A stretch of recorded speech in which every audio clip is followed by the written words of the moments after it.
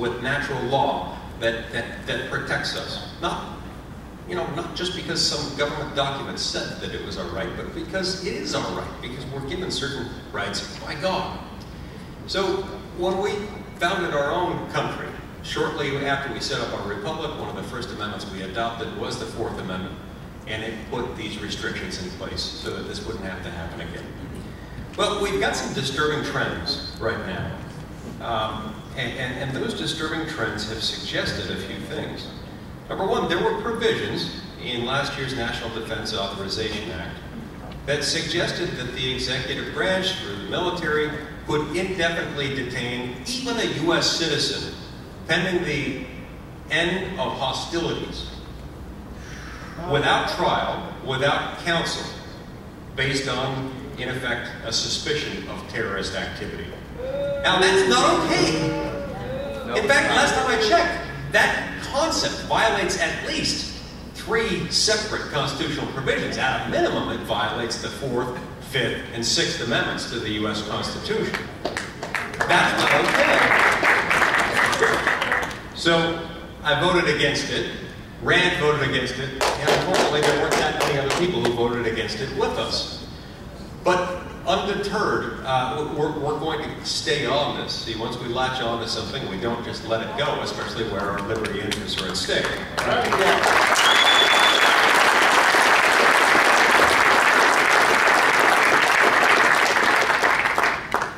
As it turns out, a lot of people who voted for last year's NDAA later really regretted it.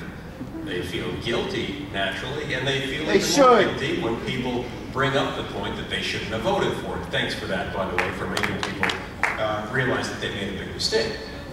So we ran, I developed some legislation. It's called the Due Process Guarantee Act. You find friends in unexpected quarters when you're dealing with something like this. So I introduced this bill with my friend Dianne Feinstein from California. Now, I deeply appreciate the fact that she's willing to join me on this. I don't care whether she's got a D or an R after her name if she believes in liberty.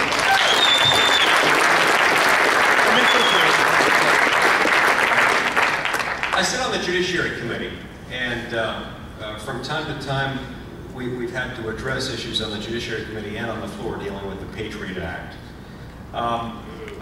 which caused me to have some concerns.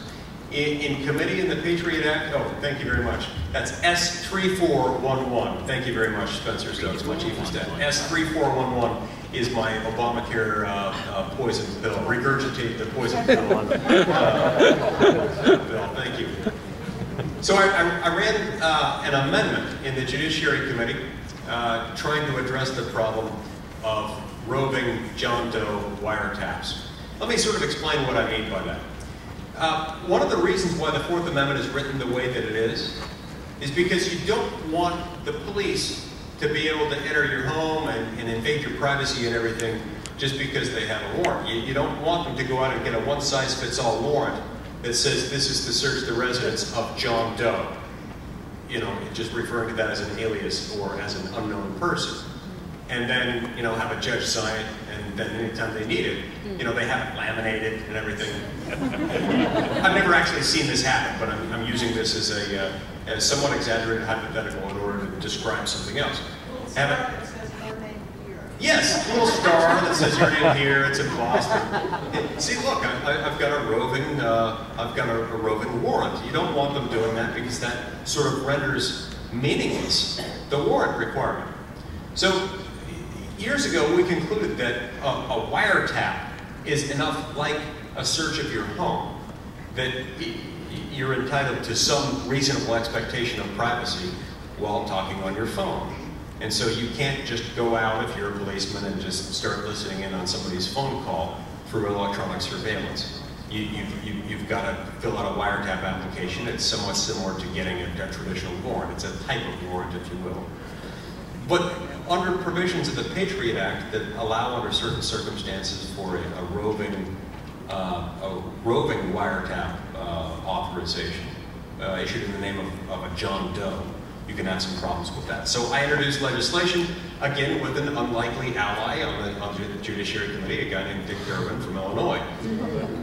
But he likes liberty just like we do. And when you find an ally who likes liberty, you don't care what initial follows their last name.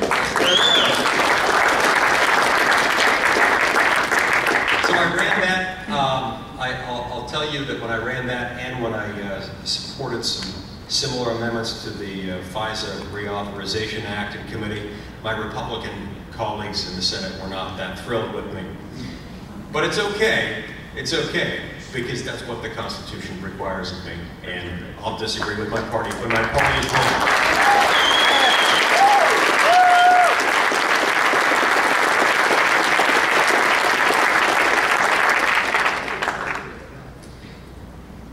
At the end of the day, we have to decide what kind of government we want.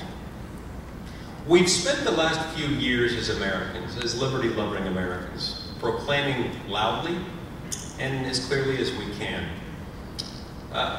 the kinds of things that we don't want from our government. We've made that very clear.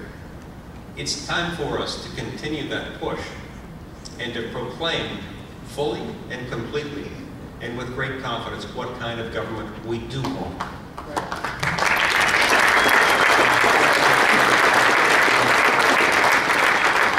This isn't the first time we've been down this road as Americans. We've been down the road several times. You know, the most prominent memory in our collective memory as Americans is the time that we began demonstrating against the kind of national government we did not want. Way back in 1773, when a group of American patriots boarded ships in Boston Harbor. They seized crates of tea, not just any tea, but English tea, and they tossed it into the harbor as a demonstration against that national government that they did not want.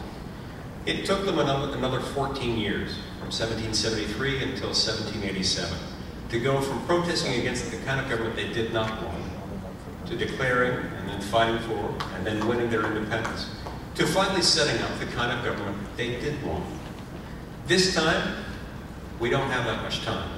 This time, we don't have to take that much time, because this time, the kind of government we do want is still the same kind of government they set up in the 70s.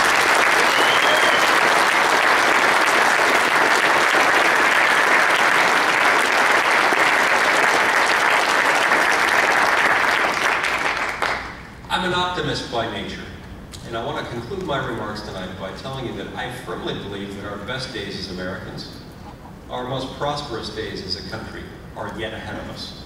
The reason I think that, notwithstanding the challenges that we face, is because we believe in liberty in America. We were born to be free. We were born to be free and clear.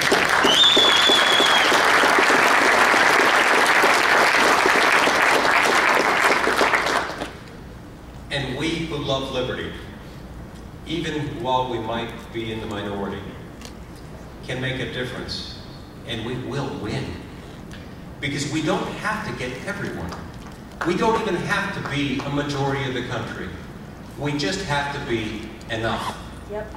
And we're inching ever closer, day by day, to having enough. And within the next few years, we will have enough people. We will reclaim our liberty, and we as a country will prosper.